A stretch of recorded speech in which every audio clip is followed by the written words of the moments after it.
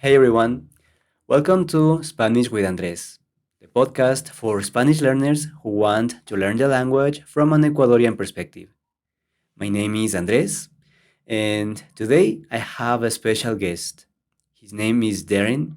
He has an amazing YouTube channel, and he recently visited Ecuador. In this episode, we talked about this trip and his experience visiting a country where people speak Spanish while he is a native English speaker from the US. That being said, enjoy this interview. Okay, so today I want to welcome Darin. Darin, thank you for being here in Spanish with Andres, my podcast. How are you? I'm doing well. Thanks for having me today, Andres. Okay, so you have an amazing YouTube channel. Can you tell us what's the name of your channel? So the name of my channel is Choose to Explore because it's a play on my last name, which is Chu. And for me, I really want to explore. So I want people to choose to explore. Perfect. And I love your channel. I really encourage people checking it. And some weeks ago, I was checking on YouTube for people who have visited Ecuador, and I found your channel, that specific video where you visited Quito. And before through some questions, I'd like to ask you why? Why did you decided visiting Ecuador? Um, so typically for myself, um, being from New York, there's a lot of diversity in New York. So I grew up with a lot of people from many different cultures, especially Hispanic and Caribbean cultures. So I have a lot of friends from many different regions, from Ecuador, from Dominican Republic, from Puerto Rico, from Colombia, from Peru. So I have friends from all over. So I always hear about a lot of these places growing up, but I personally have never visited them. So the way that I typically decide where I go places is really just based off of a flight deal. If I see a cheap flight to go somewhere, then I'll go and I'll figure out what there is to do there. So I flew with Avianca Airlines, and there was a super affordable deal for myself and my wife to travel to um, Ecuador. So we saw the flight and we figure out what to do there when we get there. Wow, that's amazing. So I was watching your video. Once you go to Quito, you decided visiting three main places, right? Yes. So could you tell us, sorry, a little bit about the places you visited? Yes. So originally we had decided to go to Quito, which was where we would be our home base. Then we Mhm, also went to Quilatoa, and then mhm. from Quilatoa we went to Baños. So those are the three main places that we stayed. Nice. And I don't know how you could do that, but you did that in 3 days, right? Yes, it definitely was not enough time, but to be able to see the diversity of the country in 3 short days was magnificent. And to be able to do it with public transportation was crazy as well. So Mhm. definitely great to do. Yeah, totally.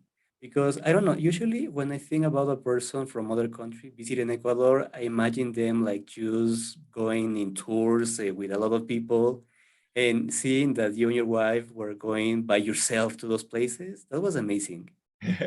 Yes, absolutely. So one thing personally, with my channel, it's called my motto is see the world and save a dollar.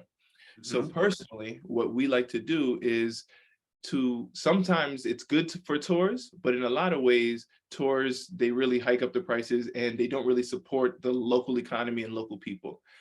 They're really just foreigners who come and monetize things from the people. So I personally like to do things as much as I can with myself or with locals that I'm there. So for me to be able to take public transportation and see the landscapes and be amongst the people was definitely beneficial for myself. Totally. And okay, I want to come back to your experience in these places in Ecuador, but I'd like to ask you something about your project. So Yes. you're trying to travel. not spending a lot of money, trying to save money while you do that. So when and how did the idea was born? Yes. So this really started when I was in college. When I was in college, I had a lot of friends who have been to a lot of different places, and I personally have never been anywhere before I got to college. Mhm. So what happened was I went on a trip with one of my friends to San Diego, and we didn't have a lot of money, but we were able to do so many different things with a small amount of money. And it was kind of mind-boggling to me how we could do all of this with this amount of money. Now, I have graduated college, and I'm a working professional. But for me, to be able to show people that travel does not have to be expensive and you don't have to compromise your experience with money, um, really shows people that not anybody, but for a lot of people, they can travel if they can figure out how to do things affordably. Yeah, that's right. And I'm really grateful that people like you share their experiences because that's right. Sometimes we think what you said, but your channel, your experience is proof that we can do that in a different way. For sure. Huh? And okay, this is a second question that I'd like to ask. So, what did your wife told you when you suggest the idea of traveling that way around the world? So, um, I started traveling mostly solo and with some of my guy friends. Mhm. Now, what's the trips that I do with my wife are a little bit differently than the trips that I do by myself or with my guy friends. Um, but my wife definitely has a different travel vibe than I do. My wife likes beaches, relaxing, Mhm. like a lot of typical ladies, and I like to explore and do many things as I can. So for my wife and I, there was a compromise in basically everything that we do. Um, I'll do some adventure, some history, some Mhm. activities, but I also have to mix in some activities that she would like as well. So my wife usually feels pretty safe with myself. Uh-huh. So she never worries so much about her safety. But she does like saving the money because it allows us to see and go more places. Mhm. Totally. Like you did here in Ecuador. You visited those three places you Yeah. told us about. Yes. And I saw you could see like the main places in those cities you visited. So in Hmm. Quito, you saw Mitad del Mundo, right? Yes. And then you went to Quilotoa, which is a lake in a volcano. Yes. And it's pretty cold. I don't know if it was like that cold when you were there. It was very cold, and we were not expecting that coming to Ecuador, which is literally the middle of the world. We were not expecting to have a Mhm. jacket. Yeah, totally. I don't know. The first time I was there, I felt the same. I was like, okay, we are in Ecuador, we're going in the highlands, but not that cold. And I Yeah. almost got freeze there. But it's a good experience. Yes. And after that, you told us you visited Baños, which is a nice town close Yes. to the Amazon. Yes. So I know it's hard to choose, but would you say from those three places you have a favorite one? It would absolutely, I mean, it definitely is hard to choose, but it would absolutely be Baños Uh-huh. because Baños has so many different things to do and see. And as I told you guys, I'm an adventurer at heart. So there's so many things between zip lining and jumping in waterfalls and whitewater rafting and Mhm. all the different waterfalls and so many beautiful things to do and see right in that small, that town. So I would, if I was to do it again, I would spend a lot more time in Banos, but we didn't know what we didn't know at the time. Yeah, right. Okay, if someday you go to Baños, let me know because I have a friend who works there. Her family has a hotel, so I Yes, can tell them to like take you around the city because they can give you a really good tour around it. fantastic. I would really love that. Okay, nice. And okay, also I would like to ask you, what do you think about Ecuadorian food? Because probably you didn't have the time to try everything, but in 3 days, at least you try some things in those places. Yes. So that was pretty much one of my biggest regrets in Ecuador because we were always on the go and we had to move from one location to the next, we did not have a lot of time to sit down and eat, which we really would have loved to do. Um, but the things that I did have, I had a lot of rice and beans. I had some French fries, salchichas, empanadas, which didn't really seem like the traditional empanadas that I knew. They were kind of like, in America, we call them like funnel cakes, which is like a sweet, dessert. Um, we had a really nice roasted plantain that was really good, but um, sorry. But what I would say is I'm an adventurous person even with my food, and I was really trying to have the guinea pig, but I never had the time to really sit down and do it. But on my next visit, I definitely will. Okay, but definitely that's a good, let's say, excuse to come back someday to Ecuador and you can try those things. Absolutely. Uh-huh. And if you come to Quito, let me know. I can be the guide and take you to those places you really need to visit. Sounds fantastic. Nice. And at the same time, I know probably you didn't have the time to meet a lot of people, but could you interact with some Ecuadorian people while you visited those places? So one thing that, since I decided that I wanted to travel, one thing that I really have been working on is my Spanish, Mm-hmm. to be able to see and communicate a lot of the places that I want to go, to be able to speak Spanish and communicate with people will really help me a lot. Mm-hmm. So I did meet a good amount of people, and I would say I am conversational in Spanish. Yeah. I'm not fluent by any means, but I can say what I need to say to get myself where I want to get. Um, Nice. so from the people that I met, what was really great to me was the people of Ecuador, because my wife and I were, when we're doing research on things, we're using internet articles, and this is a lot before the COVID-19 pandemic. So a lot of the information is not even updated to what it is now because schedules have changed and bus routes are not right and things are not correct. So the people really helped us and saved us a ton because a lot of things were not accurate from what we were reading. So to be able to communicate with the people and for them to lead us in the right direction and us not to get lost was a blessing in itself. Nice. So in this case, you would say like knowing at least the basic of the language is useful for those trips. Absolutely. In places like when I was in Quito, there was a good amount of people who did speak some English to me.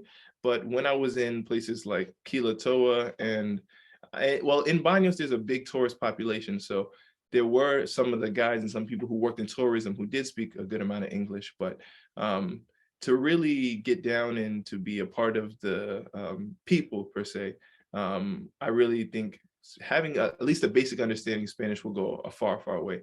And even if you don't speak any Spanish, just the fact that you're trying to, people will embrace it, that you're trying to at least learn and about the language. Yeah, right.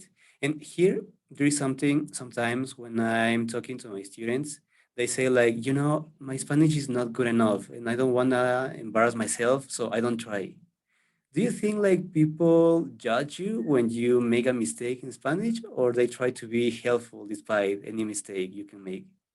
For me personally, if I let any of those setbacks stop me, if I let any of those thoughts stop me, then I would not be traveling to as many places as I have been.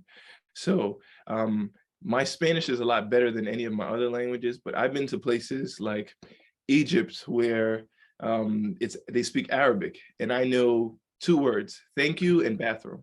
And just by saying those one words, I'm able to get to where I need to get to. So what I would tell people, don't let your language or fear of language stop you.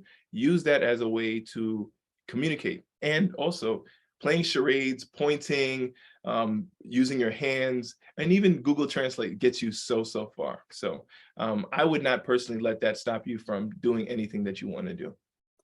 Nice. That's a really, really good advice. And that's also useful for me because I'm planning to go to some different country next year, hopefully, and I'm just learning a language. And sometimes, even when I'm a Spanish teacher and I say that to my students, I have the same fear. Like, I don't know if I will be able to talk to other people there. But Yep, now with your advice, I feel even more comfortable with my plan for next year.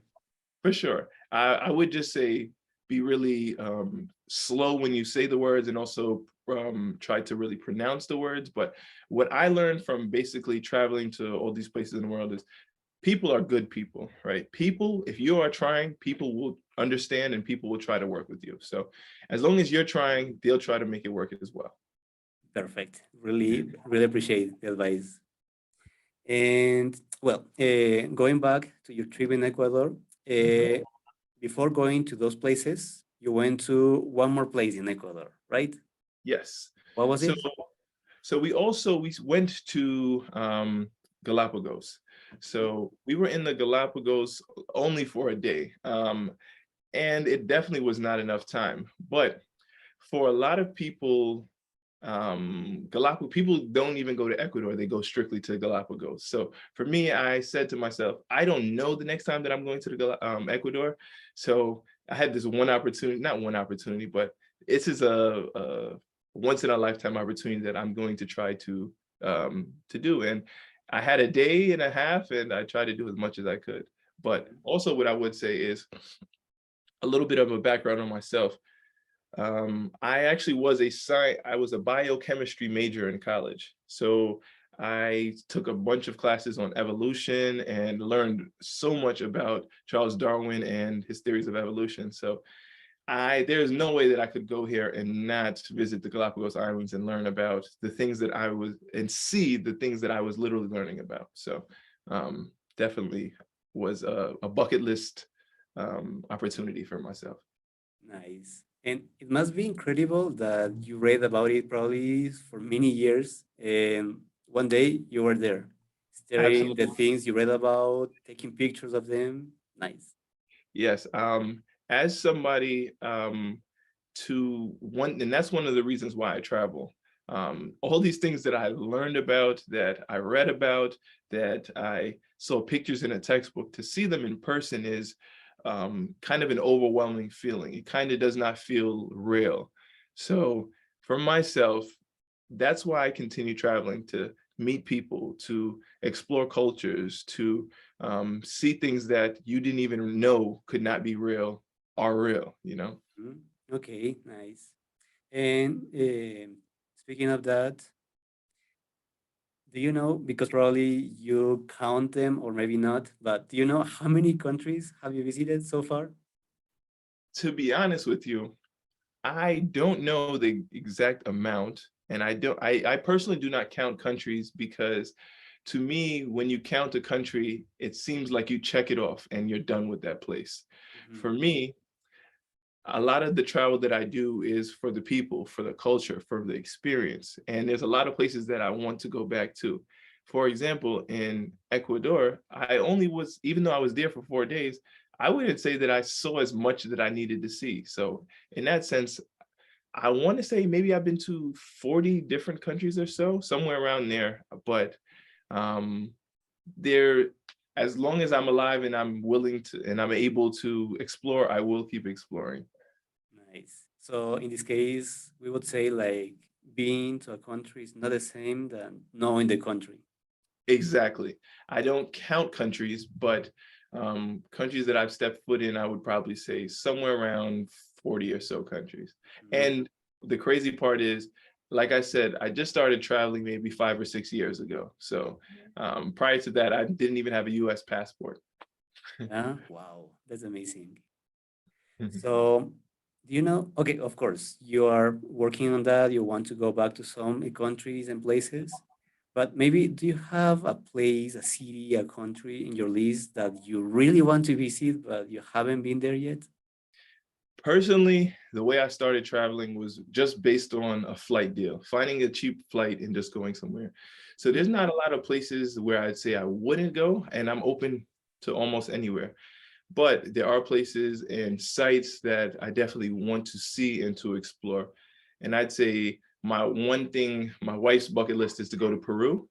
Um, I'd say for myself, one place that I really want to visit is Vietnam. Also to go to South Africa and Ethiopia. Nice. Okay, that's a really great list, a really Yeah. good list. I don't know, but it's amazing. I'm just thinking about next year. I like going to Hungary. That's the language Mhm. I'm learning now. Yes. But that's the only thing in my list. Yes. and that you want to visit like those countries plus the ones that you have been to now. I don't know. Yes. That just make me think like I need to go to more places, no more cities, no more people. All of the places that I've visited, all the places that I just named are a lot of places that I didn't even really knew existed about 6 years ago before I started traveling. So the more that you see, the more that you talk to people, the more that you learn from other people, the more that it broadens your horizons and gives you different perspectives on the world. So um, I imagine that my list of places that I definitely want to visit and want to see is just going to keep expanding the more that I travel. So um, the world is out there, so it's for us to explore and to see. I really like that phrase. So I just want to wish you the best. I hope you can visit every single place you want to visit. I hope you can go back to all the places you want to visit again.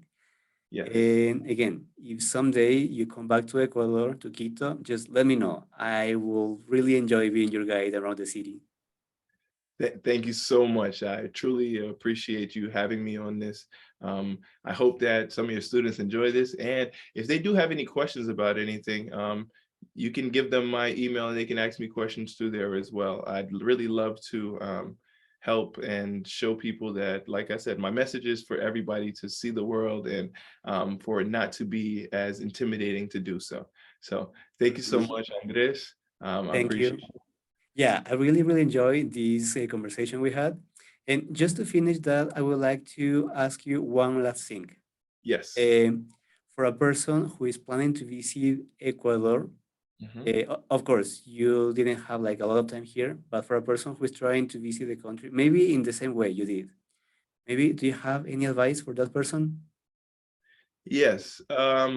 First thing I would say is to try to spend more time into places. So I would say probably I did those 3 cities in 3 days, but I think maybe so you have a peace of mind and have a more calm, comfortable experience to spend at least 2 more days or 3 more days in there if you can.